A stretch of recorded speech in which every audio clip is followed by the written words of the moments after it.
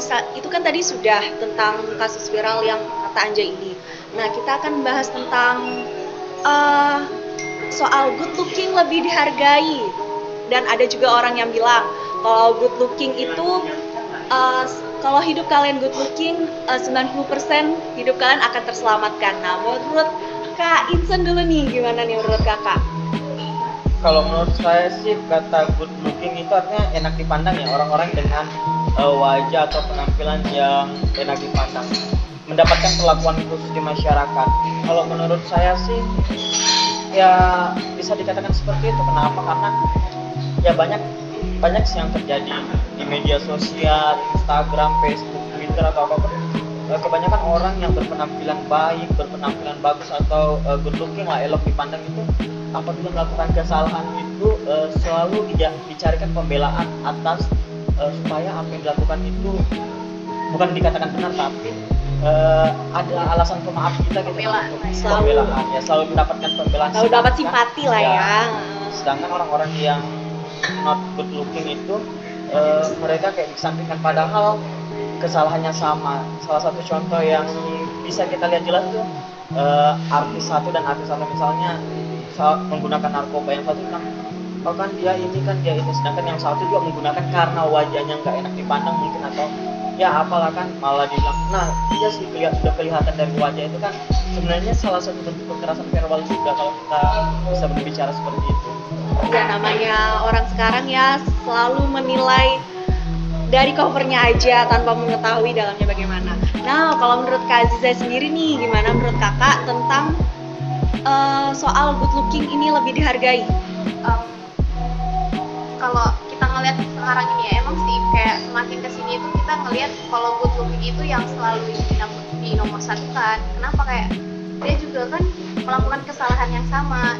Jadi kayak mohonlah peraturannya tuh disamaratakan juga, kayak nggak mesti dia good looking banget nih jadi kayak dapat pembelaan. Iya, terdapat pembelaan. Terus kasusnya juga diringankan gitu karena dia mungkin salah satu artis atau kayak gitu, sedangkan yang kayak nggak good looking, Artis yang nggak sedangkan yang kayak nggak good looking gitu kan malah diberat-beratin gitu hukumannya. Apalagi kan kalau ditambah panas-panasin oleh netizen gitu kan ya. Boleh. Mulut-mulut netizen juga kan kayak gimana lah gitu. Iya. Belum lagi yang bukan good looking jadi lebih terbuli lah ceritanya ya daripada yang good looking. Nah, menurut Kak Insen sendiri nih, perspektif hukum gimana tentang good looking itu sendiri? Kalau menurut saya sih kita ketahui bersama ya bahwa pasal 26 atau 27 undang-undang kita mengatakan bahwa setiap orang itu bersamaan kedudukannya di muka hukum. Artinya bahwa hukum itu tidak pernah memilah-milah orang, mau dia ganteng, mau dia cantik, mau dia kaya, mau dia miskin, sebenarnya Semua sama ya? Semua sama dan semua ganjarannya sama. Cuma yang membedakan adalah bagaimana pembelaannya di masyarakat. Karena walaupun hukum itu tegas, namun yang lebih menyakitkan itu sebenarnya hukum di masyarakat. Sehingga apabila dia good looking atau not good looking itu menjadi hal yang sangat berat gitu. Nah, kalau misalnya good lookingnya akan diperhatikan, kalau dia not good looking itu pasti akan mendapatkan dipinggirkan lah di masyarakat. Beda dengan orang-orang yang punya penampilan atau punya fisik yang elok dipandang gitu. Oh ya, menurut Kak Aziza sendiri nih, gimana menurut Kakak tentang good looking di pendidikan tersebut? Biasanya kan yang tidak good looking itu selalu terkena bully mungkin. Kalau berdasarkan pengalaman saya nih, saya tuh punya temen yang nggak good looking gitulah. Jadi kayak selama saya berteman dengan dia selalu dibully kayak gitu. Padahal kan nggak seharusnya gitu loh saling dibully. Menurut saya sih sama-sama aja, maupun dia good looking atau nggak good looking. Justru kita tuh sama-sama manusia, nggak usah saling membuli lah. Tapi ya namanya kita hidup di masyarakat ini ya selalu lihat dari covernya aja tanpa lihat dari isinya gitu. Nah, menurut Kak Insen sendiri nih gimana soal bully-bully yang tidak good looking? Kalau bicara kata bullying ya, kan sudah saya katakan tadi bahwa bullying itu salah satu bentuk kekerasan verbal. kalau di sekitaran pendidikan sih bukan hal yang biasa, hal yang sudah sering terjadi. Kenapa saya katakan sudah sering terjadi? Banyak kok contoh-contoh kasus pembulian karena dia maaf non good looking, atau karena mungkin dia cacat fisik, atau mungkin dia punya kekurangan, itu jadi bahan buat dijadikan olok-olokan atau dijadikan dasar buat bullying dia. Padahal kan sebenarnya dengan adanya Undang-Undang Nomor 35 Tahun 2014 ada hak-hak yang harus dilindungi oleh orang-orang seperti ini.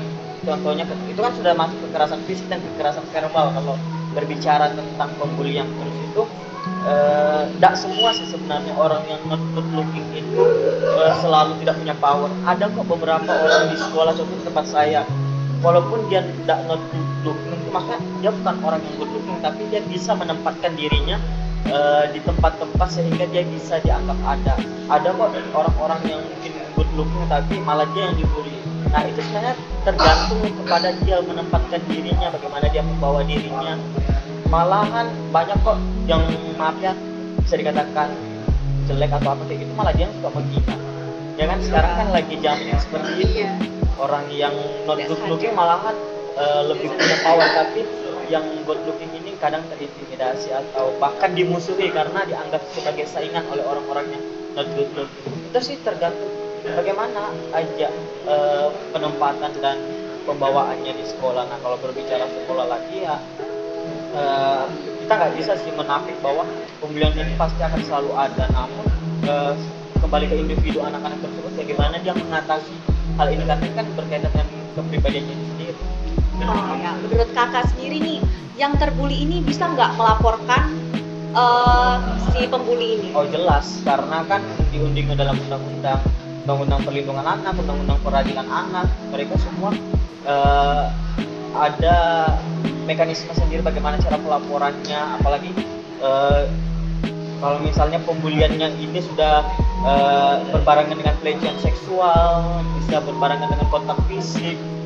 Mungkin kalau misalnya cuma kata-kata jarang ya yang melaporkan, atau mungkin kurang familiar dengan kekerasan verbal di kalangan masyarakat, khususnya mungkin masyarakat pedesaan. Tapi kalau sudah berkaitan dengan fisik atau pelecehan seksual, mungkin mereka lebih kayak mudah untuk melapor karena ada bukti atau misalnya ada bentuk visum. Kalau verbal kan agak sulit. Nah, menurut Kak Aziza sendiri nih, gimana caranya supaya terhindar dari bullying? Cara untuk menghindar bully. Menurut aku kalau cara menghindar bully itu tergantung dari kita sih, mau merespon si pembulian ini atau enggak gitu kan. Lebih ke kayak bodo amat aja sih kayak gitu.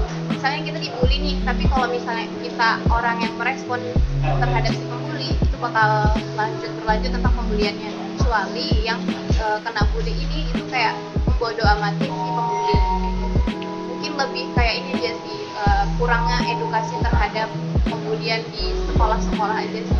Lebih maksud aku di pengetahuan di mereka tuh kayaknya harus ada gitu loh tentang pembulian itu. Itu kan juga bakal ngaruh banget di pemikiran mereka bakal kedepannya kayak gitu kan.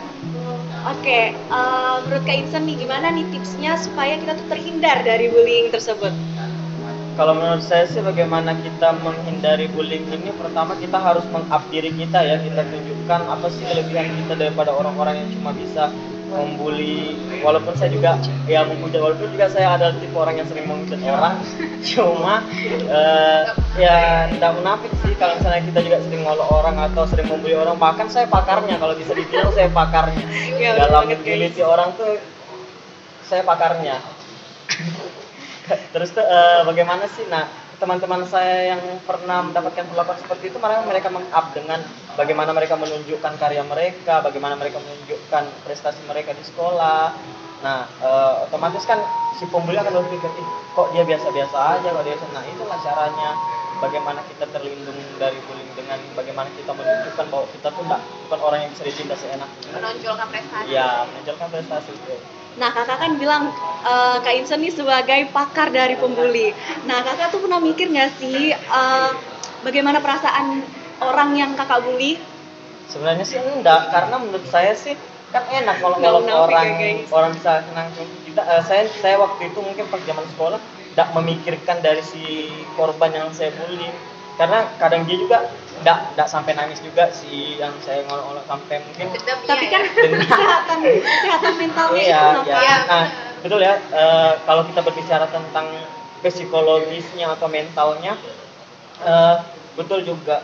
Salah satu contohnya misalnya orang-orang yang mendapatkan perlakuan karena keterbelakangan, karena mendapat intimidasi itu mereka bisa terkena social mental disorders, mental illness seperti itu.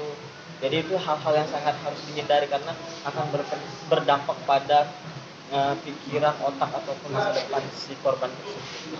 Nah, menurut Kak Aziza sendiri nih, gimana tipsnya supaya kita terhindar dari bullying tersebut?